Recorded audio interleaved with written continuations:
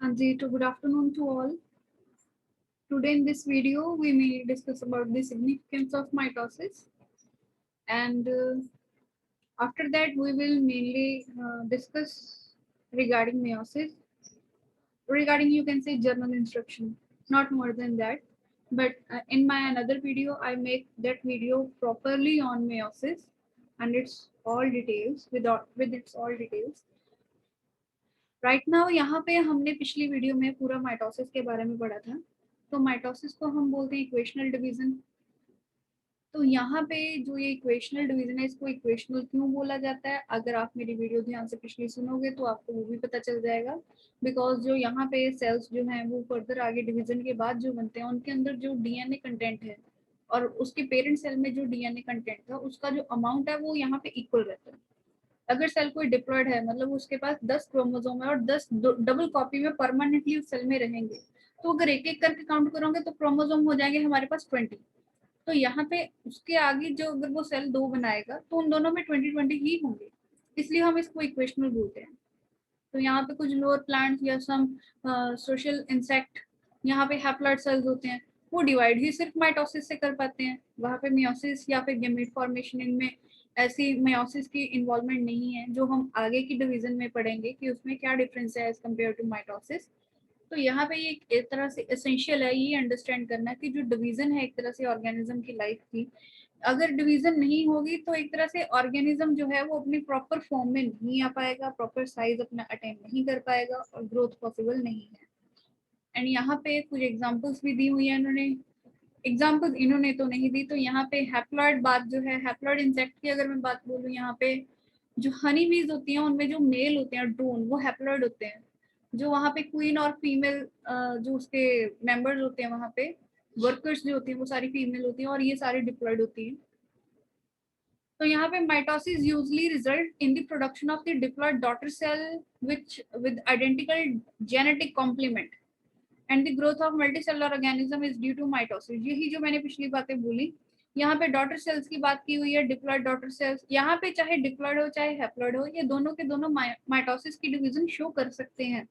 यहाँ पे जो हैप्लॉइड सेल है वो मियोसिस शो बिल्कुल भी नहीं कर सकते। Diploid can undergo meiosis also along with mitosis, it depend on the situation.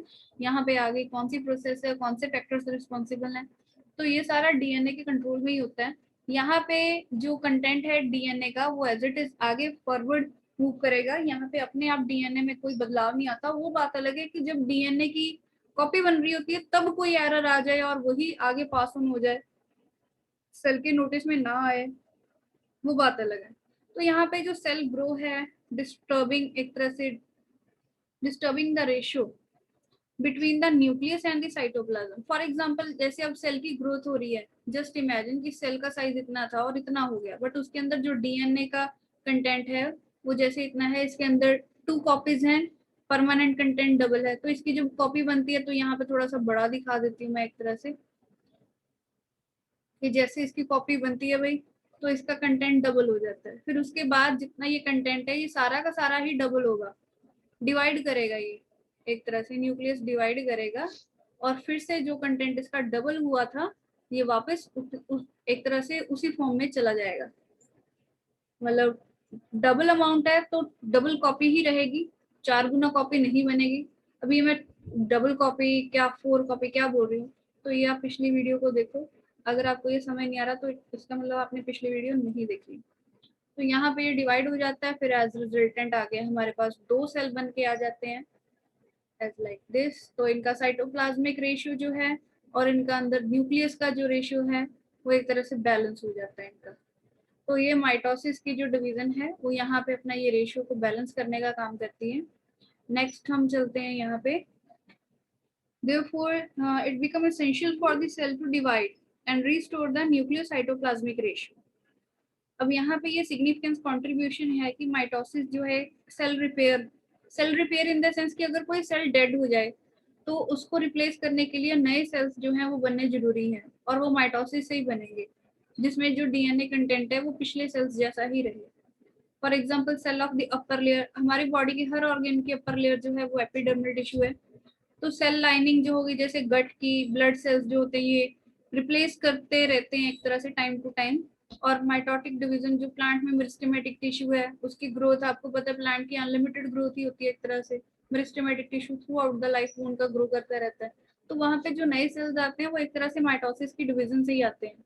और जब प्लांट में कैम्बियम बनता है, मेनली कैम्बियम जब नया जाइलम फ्लोएम सेकेंडरी ग्रोथ करनी होती है तब भी सेल डिवीजन की जरूरत पड़ती है। तो वहां पे हर सेल में उतना ही कंटेंट रहे, वो कंटेंट कम ना हो, तो यहाँ पे माइटोसिस की जो डिवीजन है वो अपना रोल प्ले करती है।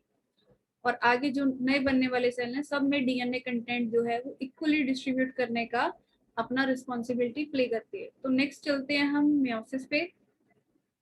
मियोसिस जो है यहाँ पे मैं आपको ये बता दूं कि ये डिवीजन अपने आप में रिडक्शनल होती है नेचर में। रिडक्शनल कैसे होती है वो आगे आप जब डिवीजन को डिटेल में पढ़ोगे तब आपको समझ आ जाएगा। इसकी दो डिविजन होती हैं, एक मियोसिस 1 होती है, एक मियोसिस 2 होती है। जो मियोसिस 1 है वो रिडक्शनल होती है और जो मियोसिस 2 है वो इक्वेशनल होती है अपने आप में। यहाँ पे जो मियोसिस 1 है वहां पे 1 से 2 सेल बनेंगे आगे फर्दर। जैसे एक सेल है, 1 से 2 सेल बनेंगे आगे। तो दोनों के दोनों सेल, जैसे पहला सेल जो था कम से कम डिप्लॉयड कंटेंट होना चाहिए, तो यहाँ पे जो मेनली कंटेंट होगा जैसे 2n, 3n, 4n, 3n तो नहीं जाएगा, 4n जाएगा इवन, जैसे 6n, इनमें कोई प्रॉब्लम नहीं आएगी, 8n, 10n, 12n and so on. तो इनमें आराम से जो है मेयोसिस की डिवीजन हो जाएगी। अगर 2n है तो हमारे पास आगे जो 2 सेल बनेंगे उसमें एक एक सेट रहेगा, ये आपने याद रखना है, सिंपल n। बट जो हमारी इक्वेशनल डिवीजन है उसके बाद जैसे ये 2 सेल बने हैं, ये दोनों के दोनों सेल इक्वेशनल डिवीजन में जाएंगे और उसके बाद 2 से 4 सेल बनेंगे। ये दोनों के दोनों सेल हमारे हैप्लॉइड होंगे नेचर में। तो आप इसको ऐसे शो कर दो, तो आगे की जो सेल्स हैं वो भी हैप्लॉइड के हैप्लॉइड ही रहेंगे।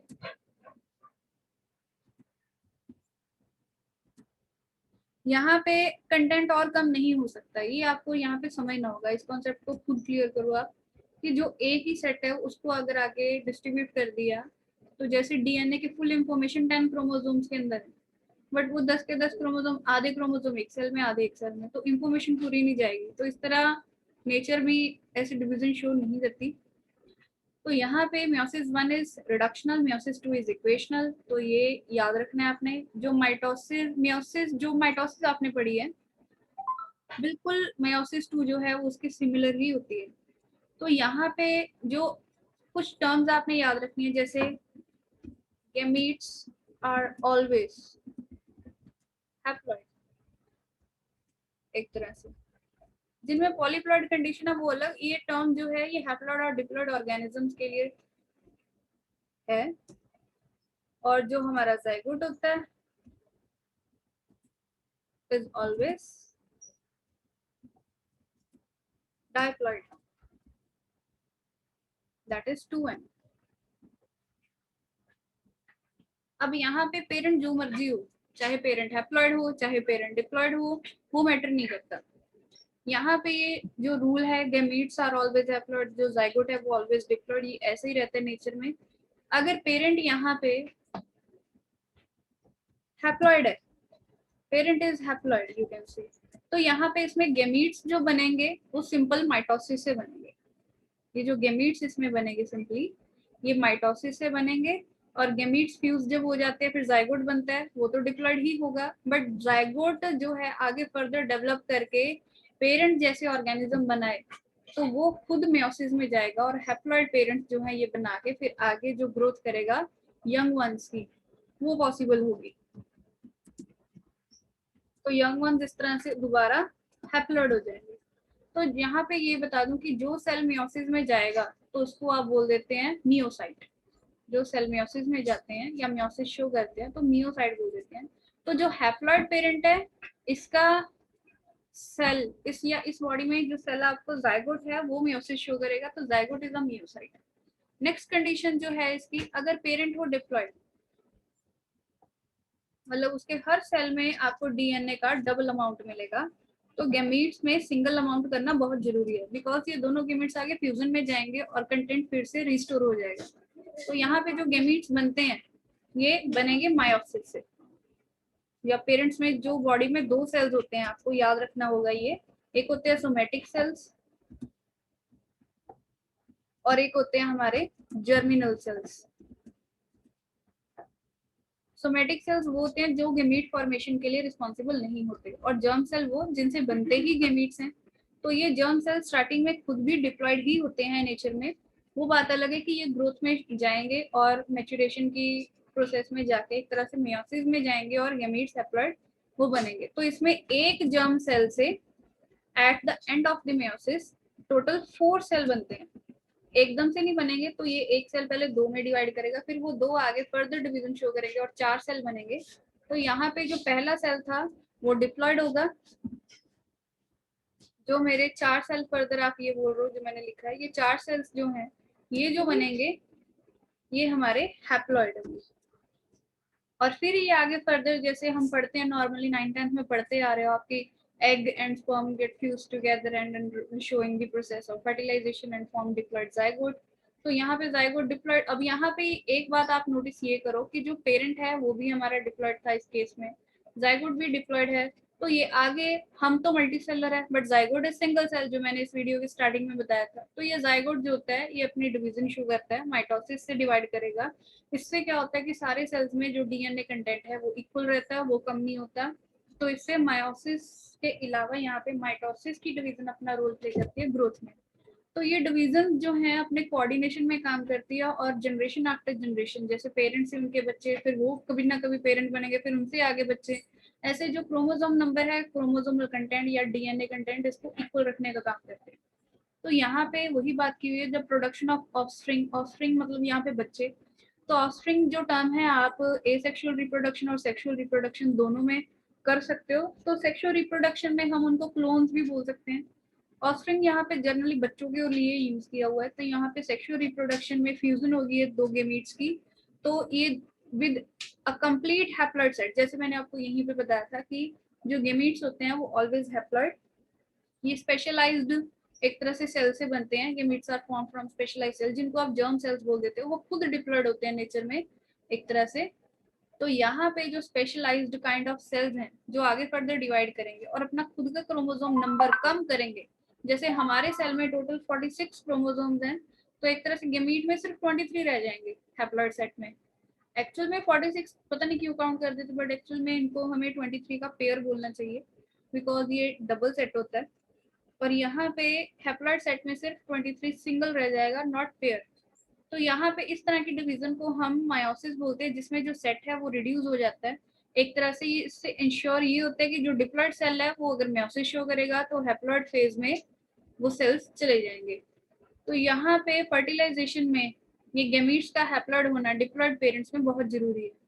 यहाँ पे जाइगोट बनेगा, वो तो 2 सेल्स फ्यूज हो ही जाएंगे, तो डिप्लॉयड इसने बन ही जाना है, तो वहां पे नंबर रिस्टोर हो ही जाता है।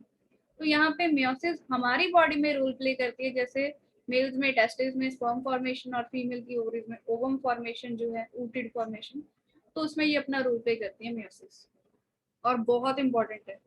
यहाँ पे आगे फर्दर इन्होंने टर्म्स दी हुई हैं, जैसे मैंने बोला था कि जो मियोसिस है ये 2 डिवीजन शो करती है। 2 डिवीजन इन द सेंस कि जो सेल है हमारा वो एक ही बार रेस्ट करेगा। जैसे अगर मैं आपको सेल साइकिल से एक्सप्लेन करूं, जो हमारे पास है यहाँ पे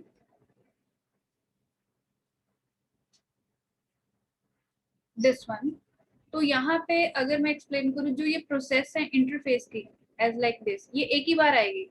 बट इसमें जो एम फेस इन्होंने शो किया हुआ, इसको आप फर्दर डिवाइड कर दो, यहाँ पे मियोसिस 1 कर दो आप, यहाँ पे मियोसिस 2 कर दो। जैसे एक बार डिवीजन हुई सेल्स की, वो आगे रेस्ट नहीं करेगा, तो सिंथेसिस फेज दोबारा नहीं आया, जो भी क्रोमोसोम का कंडीशन था उसकी कॉपी आगे नहीं बनी, वो सीधा और फर्दर डिवीजन में चला जाता है। तो इस फेज को आप एक तरह से एम फेज को 2 में डिवाइड करो, मियोसिस 1 और मियोसिस 2, एक तरह से मियोसिस 1 और मियोसिस 2। इसमें पहले न्यूक्लियस की डिवीजन होगी, फिर इसमें साइटोप्लाज्म की डिवीजन होगी, 1 से 2 बनेंगे, फिर से इसमें दोनों के दोनों सेल्स में न्यूक्लियस की डिवीजन होगी और अगेन साइटोप्लाज्म की डिवीजन होगी, और यहाँ पे बनेंगे 4 सेल, यहाँ पे बनेंगे 2 सेल। ये आपने याद रखना है। तो ये डिफरेंस है पहले तो मेयोसिस और माइटोसिस का यहाँ पे। और इसके साथ मेयोसिस में मैंने अभी जो बताया आपको कि मेयोसिस 1 के बाद जो 2 सेल बनते हैं, वहां पे हम ऐसे सेल्स को बोलेंगे dyad of cells, dyad of cells, और you can say the cells which are formed after meiosis 1। और जो सेल्स हमारे मेयोसिस 2 के बाद बनते हैं उनको आप बोलोगे tetrad of cells, means the cells which are formed after meiosis 2। और यहाँ पे जो डायड होते हैं, ये दोनों सेल्स जो बने हैं, मींस जो सेल मेयोसिस 1 के बाद बने, ये वाकई हैप्लॉइड होते हैं। जो सेल अभी मेयोसिस में जाएगा वो डिप्लॉइड होगा। ये टेट्राड भी अपने आप में हैप्लॉइड ही होते हैं। तो नीट में क्वेश्चन आपको प्लॉइडी के ऊपर आ सकता है, that what is the ploidy of the cell which undergo meiosis. अभी वो मेयोसिस में नहीं गया बट वो जाएगा, तो वो डिप्लॉइड है। The cells which undergo meiosis 1, अभी वो अंडरगो ये आएगा the cells which undergo meiosis 2, तो अभी मेयोसिस 2 में गया तो मेयोसिस 1 हो गई, तो वो सेट अपने आप में क्या हो गया, सेल में हैप्लॉइड। तो यहाँ पे ये याद रखना है आपने। ये जो वर्ड इन्होंने दिए हुए हैं कि इंटरकाइनेसिस एंड ऑल, यहाँ पे मेयोसिस 1, यहाँ पे न्यूक्लियर डिवीजन होगी, अब मेयोसिस 1 मेयोसिस 2 ऐसे साइकिल जो है डीएनए रेप्लिकेशन। अब यहाँ पे बोला ना only single cycle of DNA replication, जो मैंने आपको डायग्राम में शो किया था कि इंटरफेस जो ऐसे बनाया था वो एक ही बार आएगा। जो एम फेस होता है इसका आगे फर्दर इस केस में, उसमें आगे 2 डिवीजन होती है, मेयोसिस 1 एंड मेयोसिस 2।